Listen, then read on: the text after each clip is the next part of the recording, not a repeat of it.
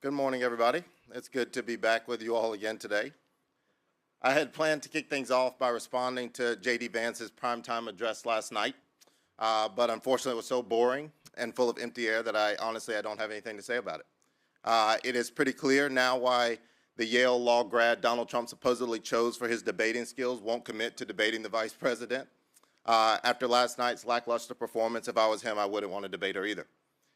He might not have inspired a single American to vote for him, but he did provide a picture-perfect contrast between himself.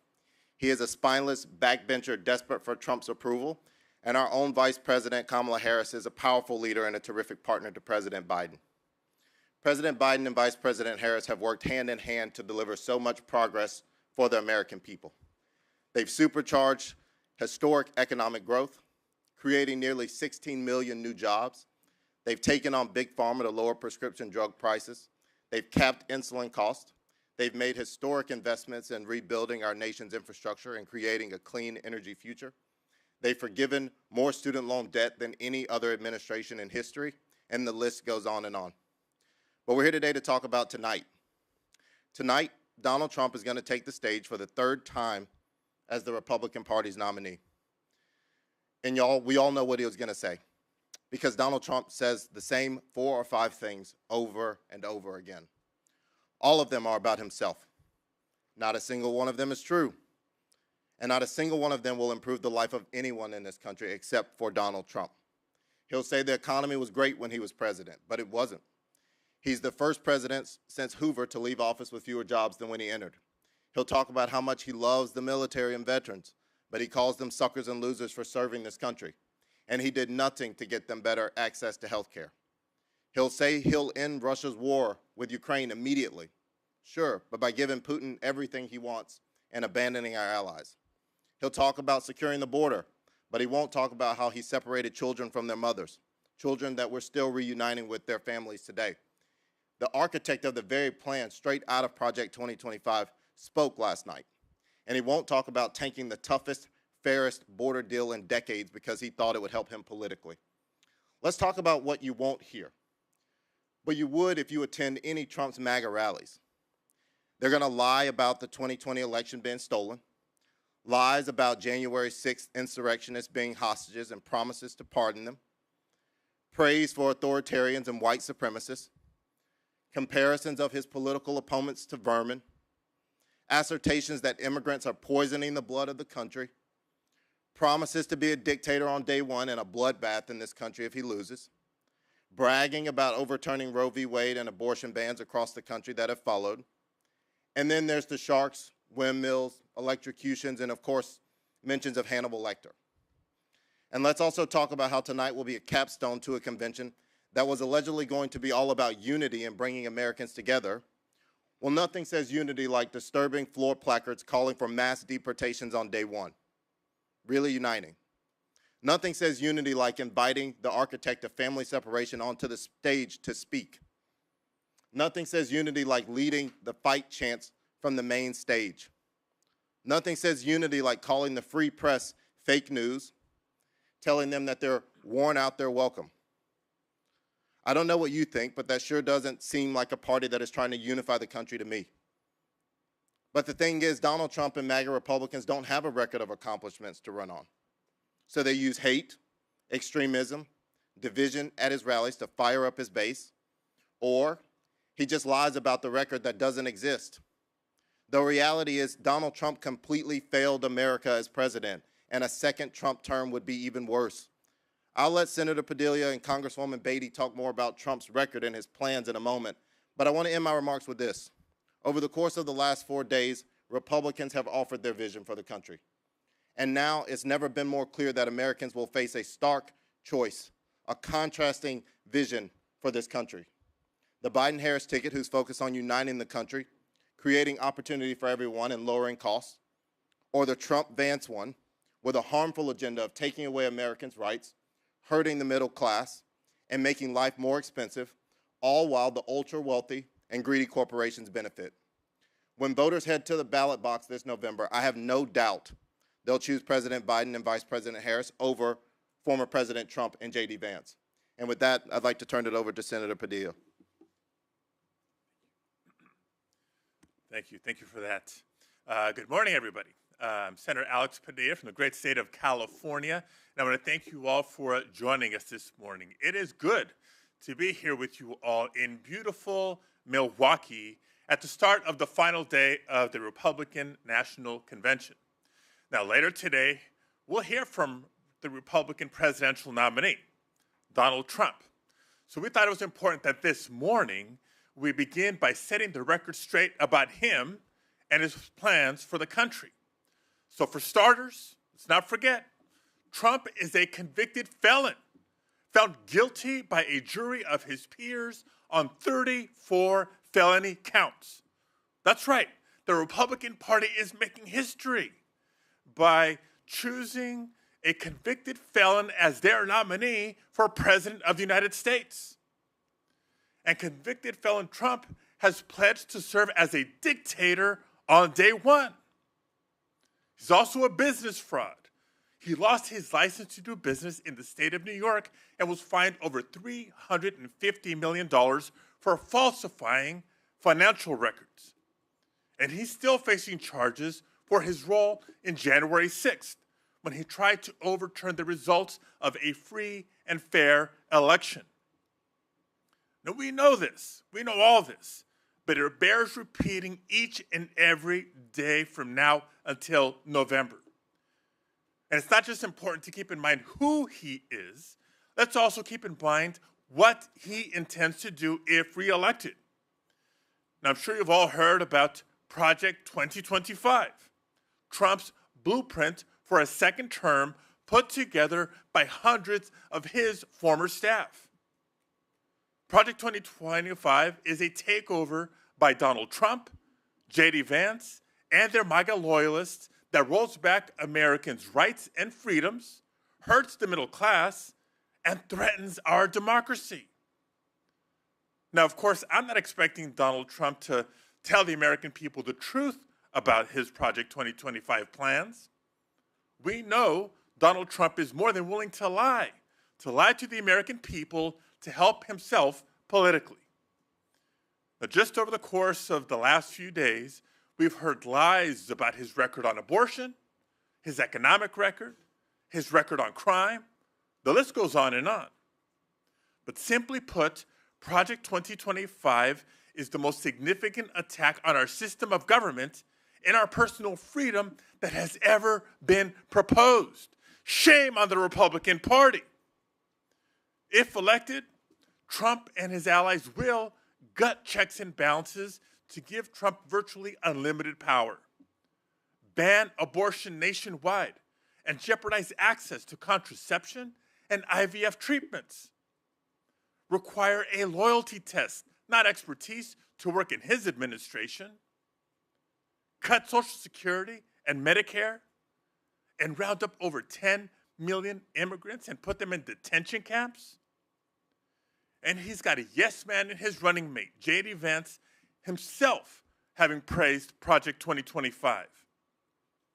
Now, put all that together with the Supreme Court's recent ruling that there's virtually no limit on the president's ability to commit crimes and implement his Project 2025 agenda.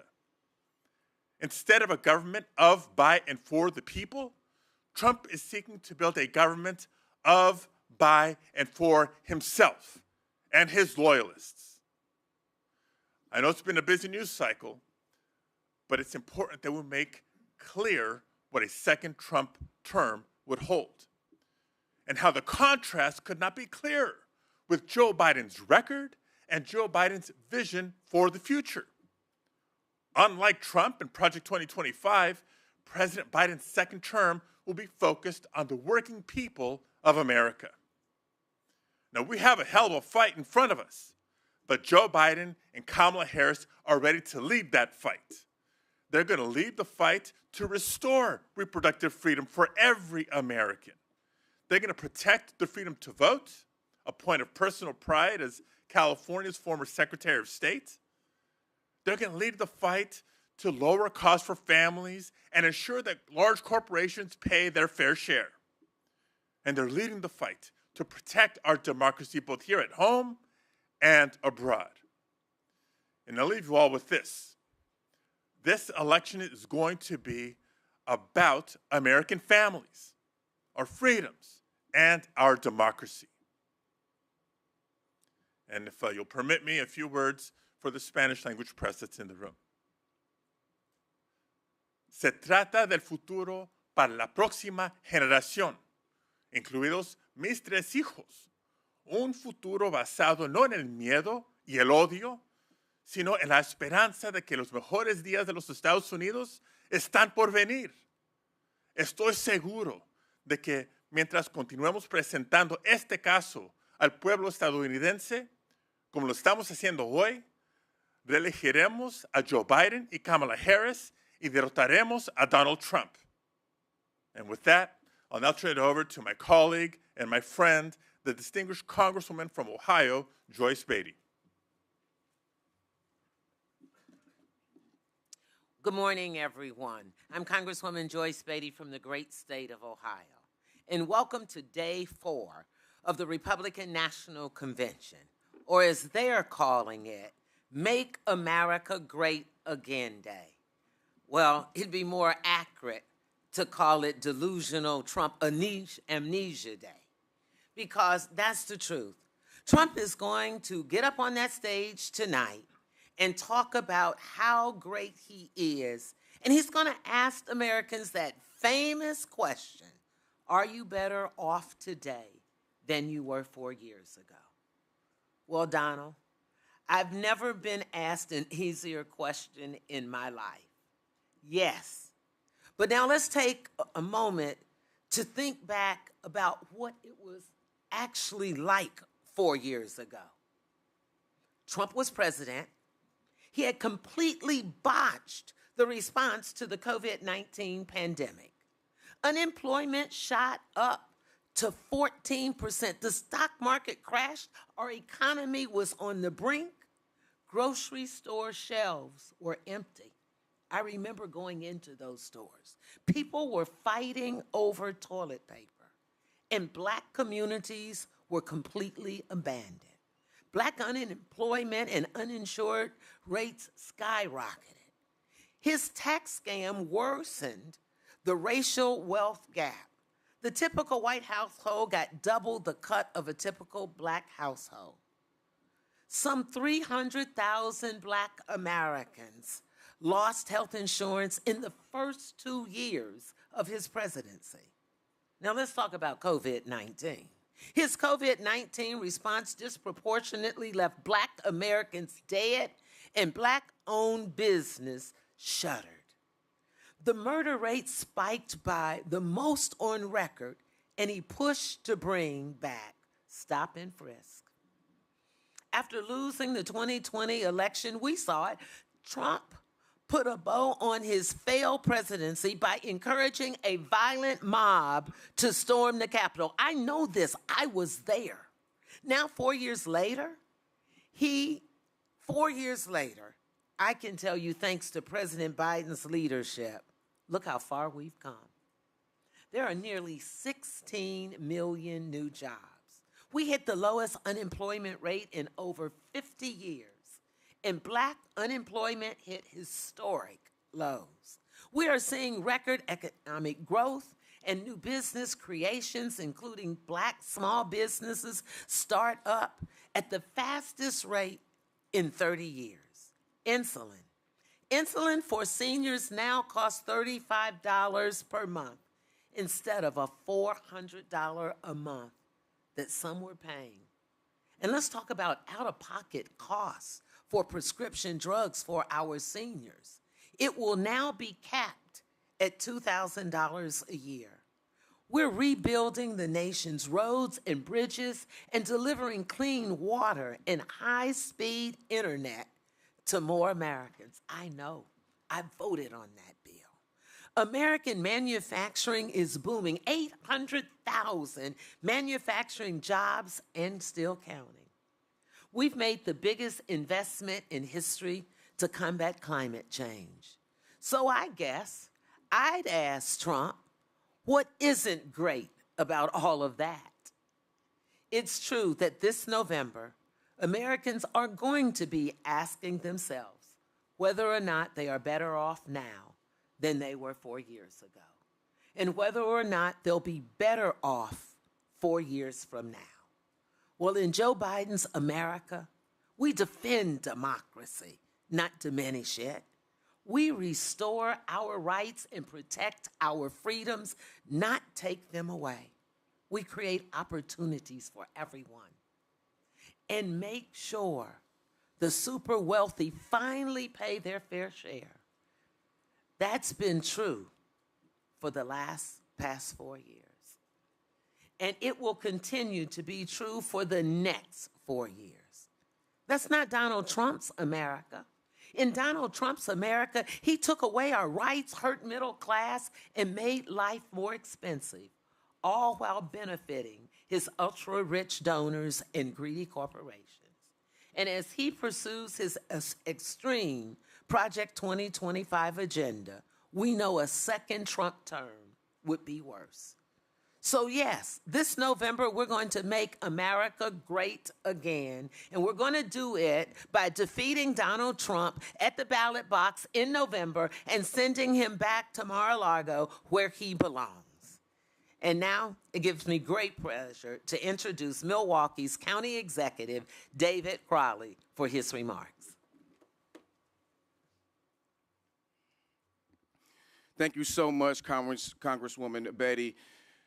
Indeed, the stakes are incredibly high, not just for the entire world, but for the country and the voters that are right here in the Midwest. Again, I am Milwaukee County's County Executive, David Crowley, and I really want to take a moment to welcome everyone right here to my county and the best city in the entire world. Now, Donald Trump may not think it's a great city, he thinks it's horrible, but I hope that everyone is getting a chance to see how beautiful Milwaukee truly is. But I will tell you that there is something that is horrible right on display here in Milwaukee, and that is Project 2025. Trump, J.D. Vance, and their MAGA allies' agenda to destroy our democracy. They want to gut checks and balances. They want to solidify power in the Oval Office, and they want to raise costs for hardworking Wisconsinites while cutting taxes for the rich and powerful. Now, Trump may be trying to distance himself from this now, but this was not only his, but this was his team's pet project. He can't hide from this reality, especially right here in Wisconsin. The people of Wisconsin know exactly how extreme and dangerous Trump really is. Now, this year alone, Trump has repeatedly claimed that he won the election right here in Wisconsin in 2020. And we clearly see that he's obsessed with that lie. And now he's saying that he wouldn't even accept the outcome of this year's election if he doesn't win. Not only that, Trump claims that there will be a bloodbath if he loses this election.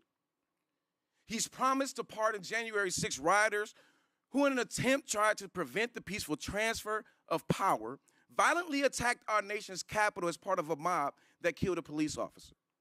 Let's not forget about that. And most worrisome of all, he promises to be a dictator on day one.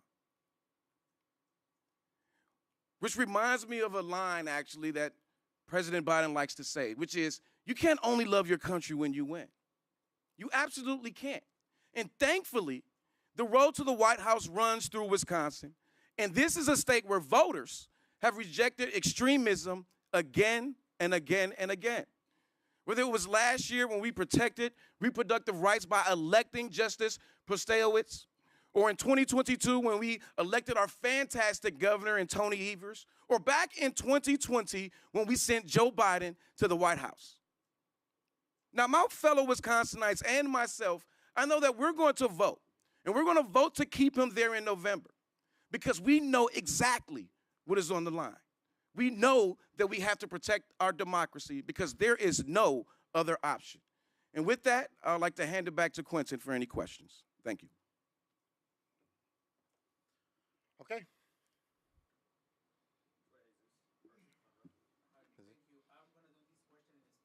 They allow me to do that. This is for Senator Padilla. Thank you for doing that. Senator Padilla, thank you for doing this. Los republicanos han estado mencionando el tema migratorio como una constante en toda esta convención, pero de una forma completamente negativa. Invasión, criminales y que solamente vienen a destruir el país. ¿Qué mensaje les envía usted a los inmigrantes latinos particularmente, porque son la mayoría finalmente los que están en este país? ¿Qué riesgo podrían tener si gana Donald Trump? Sí. Bueno, el asunto de migración y migrantes es un asunto que mejor que cualquier otro nos da el ejemplo de la diferencia entre el Partido Demócrata y el liderazgo del presidente Biden, el Partido Republicano y la amenaza que es Donald Trump. Lo han hecho muy claro. El Partido Republicano y Donald Trump, si es reelegido, quieren deportar a más de 10 millones de inmigrantes de los Estados Unidos. Y no solo es una amenaza, sabemos lo que hicieron la primera vez que Donald Trump estuvo en la Casa Blanca, separando a familias, encarcelando a niños, niños y bebés.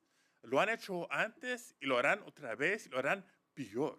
Es una gran amenaza no solo en contra de nuestros valores, nuestras familias, sino también de la economía y la estabilidad de este país. Hay mejor que respetar a las contribuciones y el trabajo de tantos migrantes en comunidades en todas áreas del país. Es lo que ha hecho el presidente Biden, respetando, reconociendo y luchando para mejores protecciones y reformas migratorias para ayudar a nuestras familias y fortalecer nuestras comunidades y el país. Esa es la opción este noviembre. Progreso bajo presidente Biden o amenazas y regreso a tiempos muy peligrosos bajo Donald Trump.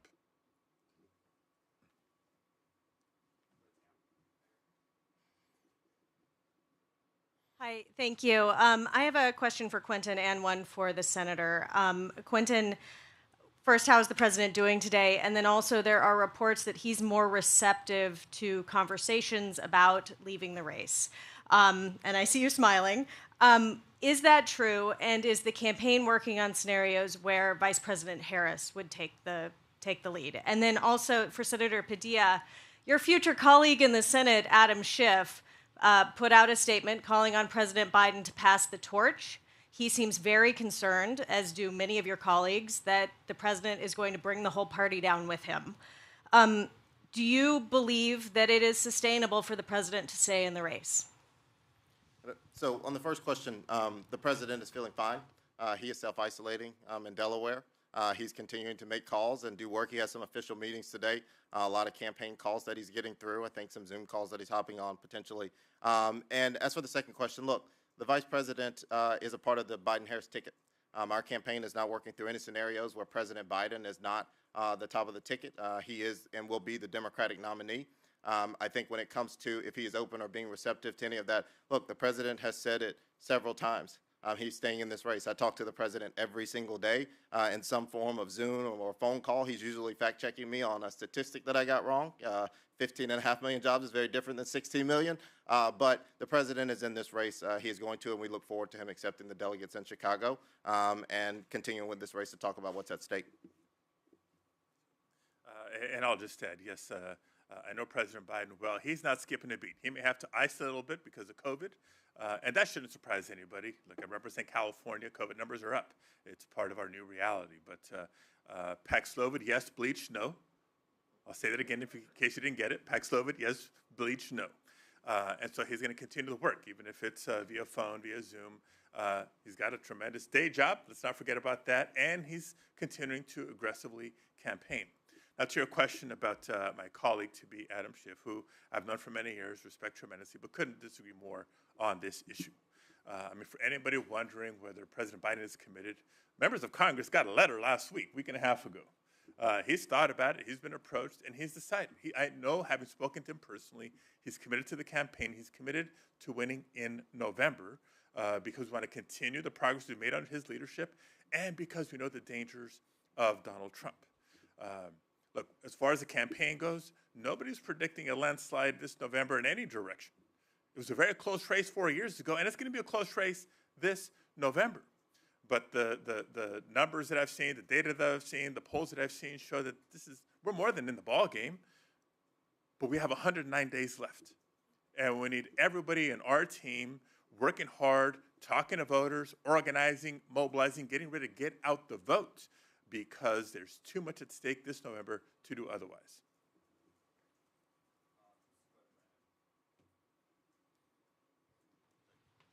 This one's for Executive Crowley.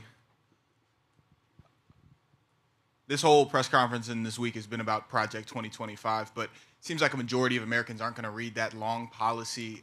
Here in Milwaukee specifically, you said it yourself, the presidential election will go through this state. How are you guys trying to communicate that to Milwaukee County voters, your guys' views on the policy? Absolutely. I think that's a great question. When it comes down to 2025, I mean, this is basically a document, particularly for a community that has majority minority of folks living in it, to where it doesn't benefit us. Quite frankly, it's looking to take away many of the rights and freedoms that we have fought for and been able to take advantage of, and really taking those rights away.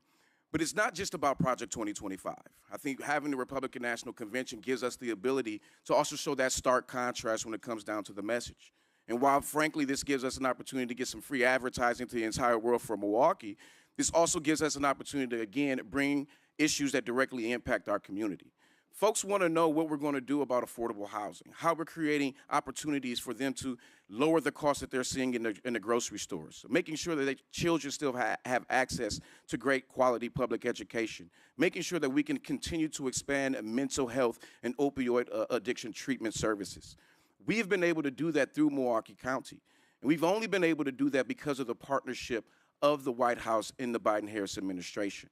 And as long as we can continue to get on the grounds, talk to our grassroots organizers, and continue to work with our organizations, telling that Democratic story and sharing our vision, there's no doubt in my mind that we'll be able to win this election. 4 years ago, Joe Biden won this state by 20,000 votes. We know that when Democrats turn out as many people as possible, we win elections. And we've shown that trajectory and that trend over many, many years, seeing how Democrats are chipping away at many of the Republican strongholds. So as long as we tell our story at both the local and national level, there's no doubt in my mind that Biden will take this election again this upcoming November.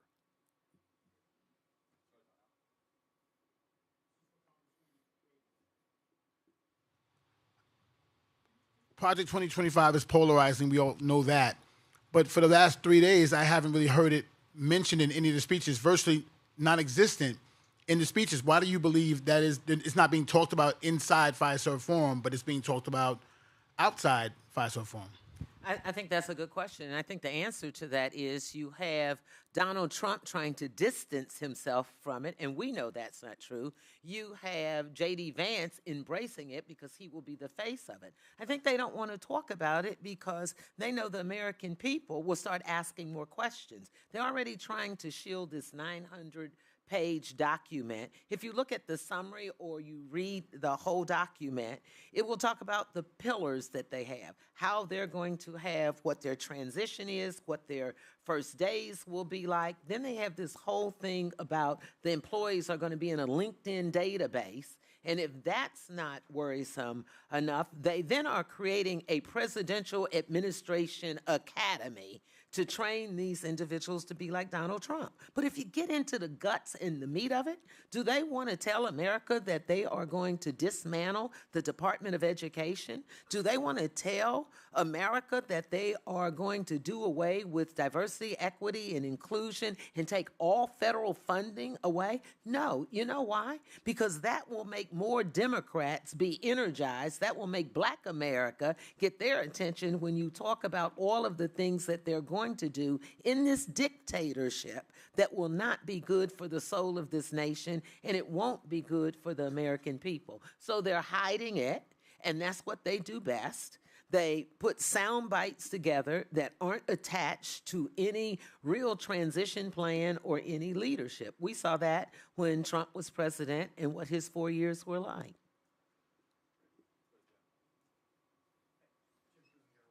Globe.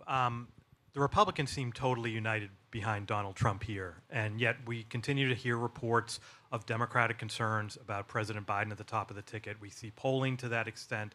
They just mentioned Representative Schiff. How do Democrats counter this unified Republican front this fall? We have to counter it with unity. And the sooner we get past talking about this and talking about what's at stake and what we've heard for the first 3 nights of this convention and what we're going to hear tonight from Donald Trump, the better off we'll be. I mean, a question was just asked about Project 2025. A rose by any other name is still a rose. They are talking about it and what they want to do, and I encourage Americans who are not hearing them say the words Project 2025 on the convention stage to tune into these MAGA rallies. They double down on it every single time, and when they get in front of any type of bigger audience, they try to censor themselves because they know that these issues are deeply unpopular. And I think that all you have to do is look at it. J.D. Vance wants a nationwide abortion ban. He is going to be the poster child for this, as Congresswoman Beatty just said. He wrote an op-ed about wanting to repeal Obamacare in the New York Times. They put the architect of family separation on stage last night and then branded it about talking about that they want to unify this country.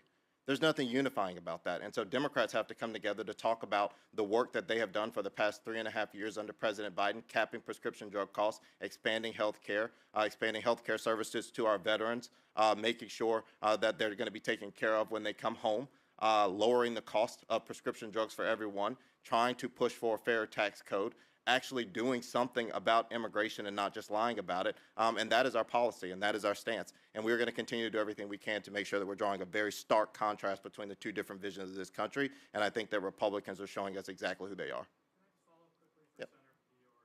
Representative Beatty, do you think the party at this point can unify behind President Biden, given all the doubts, the public doubts by a lot of your colleagues?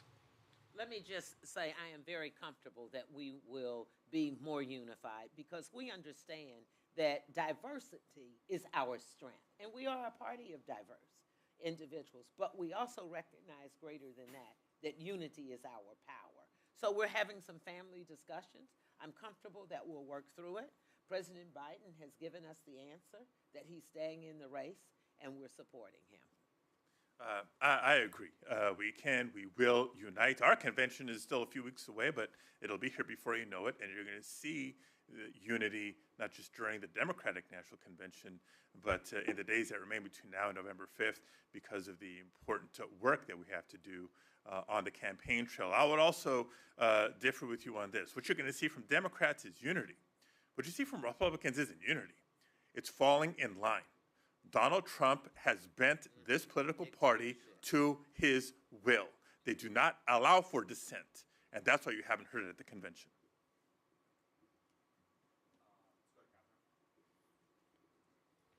Thanks. Senator Padilla, we know that Chuck Schumer met with President Biden over the weekend. He said that the current election trajectory will cost Democrats the Senate. And our understanding is he's reflecting the view of your caucus. What is your understanding of how your colleagues feel? Are you hearing this concern? Look, we're Democrats, so of course there's going to be a little diversity in what folks are thinking and feeling. But I can share with you this. In my spare time and with my wife's permission, I serve as a vice chair of the Democratic Senate Campaign Committee. So yes, our incumbents in some of the tougher states are facing tough re-elections, but they're doing well. And I do think there is a difference between the presidential campaign, politics and strategy, and state-by-state Senate campaigns, politics and strategy. The reason Sherrod Brown has won over and over again in Ohio, the reason John Tester has won over and over again in Montana and others is because they run on their record and put together a unique coalition of voters to get elected and re-elected. So I feel good about the campaigns that they're running thus far. There you go. Look, it's been reported publicly.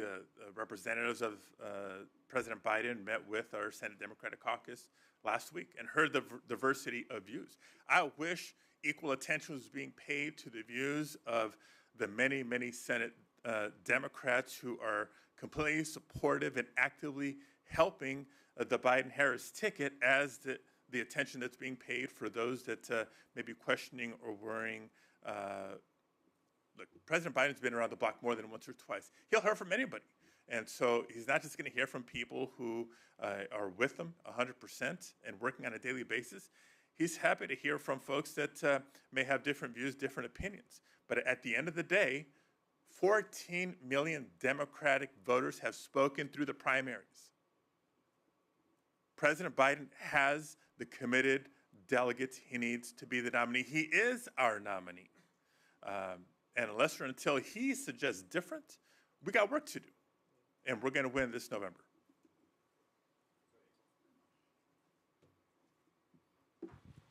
Hello. So I wanted to hear from you guys. So what do you think voters should listen from former President Trump tonight?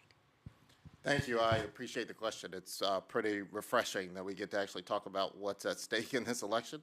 I think that Donald Trump is going to get on stage and try to write a revisionist history, one where he thinks that he is above the law, one where he doesn't think he should be held accountable for his actions. He is going to lie about his record of job creation. He's going to try to moderate his position on abortion when the fact is that he wants a nationwide abortion ban and believes that women should be punished, their doctors should be jailed, that their pregnancy should be monitored. He is not going to say Project 2025 by name, but I think if you listen to it, you are going to hear all the elements of Project 2025 come out of his mouth. He's not going to talk about wanting to eliminate governmental agencies. He's not going to talk about wanting to fill them with loyalists. But look at what this convention has been for the first 3 days. He is going to continue to lie to the American people. He only cares about himself. He only cares about being a would-be dictator. And so I think we're going to continue to see more of the same Donald Trump that America has come to see for the past 7.5 years since he's entered the political realm. And unfortunately, it's just filled with more lies and things that are going to double down and hurt people and continue to rip away rights and freedoms from millions of Americans across this country. He's not going to double down on what a black job is. He's not going to double down on his stance on immigration and that he believes in family separation. That is who Donald Trump is. And the Republican Party has bent the knee to this would-be dictator and will continue to do anything they can to give him what he wants because it benefits him politically and they think it benefits them. But they're wrong. And our campaign is going to continue to make that case to the American people.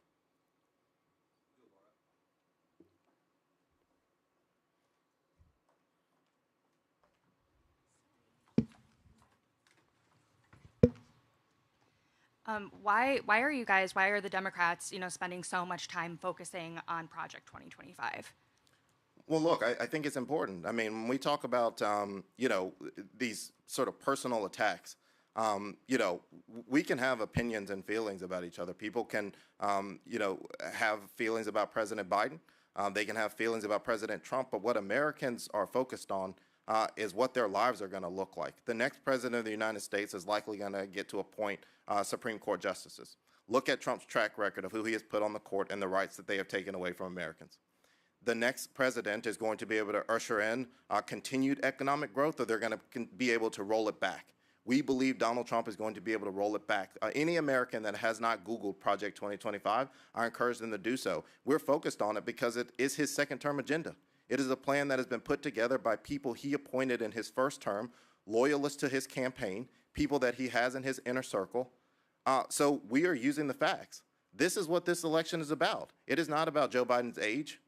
It's not about Donald Trump's age, to be honest with you. It is about their vision for this country for a second term, and Project 2025 is a blueprint that Donald Trump himself has aligned and instructed people to put together for what his agenda would be, and we think that American voters deserve to know that ahead of November. Okay. Oh, we doing one more? Go ahead.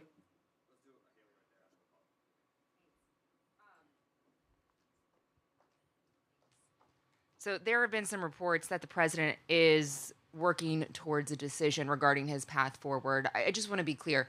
Is the president reevaluating his decision to stay in the race?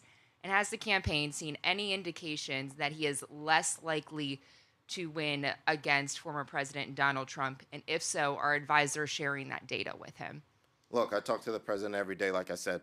He is not wavering on anything. The president has made his decision. I don't want to be rude, but I do not know how many more times we can answer that. Joe Biden has said he is running for president of the United States. Our campaign is moving forward. We're drawing a vision and a contrast between that of Project 2025 and what we have seen for the past 3 days here in Milwaukee, the extreme agenda of Republicans, and that's where our focus is. There are no plans being made to replace President Biden on the ballot, and President Biden is cognizant. This is a margin of error race. Folks are acting like before the debate we somehow said this was going to be a landslide victory for Democrats. We have have always said this race is going to be close. We know it is a margin of error race in all the battleground states, and we're going to continue to do the work to make sure we win it. That's why our campaign is focused on opening field offices, getting volunteers, hiring battleground staff. We don't see that at all on the Republican side. So our focus in this election is very, very clear, and we have a job to do over the next several months, and I look forward to doing it. Thank you all.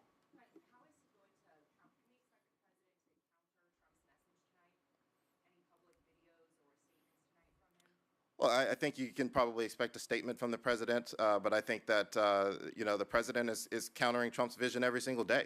I think when you take a look at the last several days, unfortunately, where the president got COVID, look at where he was. He was in Las Vegas talking to the NAACP. He is with core constituencies in the Democratic Party talking about it. And again, the folks with the most at stake are supporting Joe Biden. African Americans, Latinos, we're the ones who are going to suffer the most if Donald Trump gets reelected.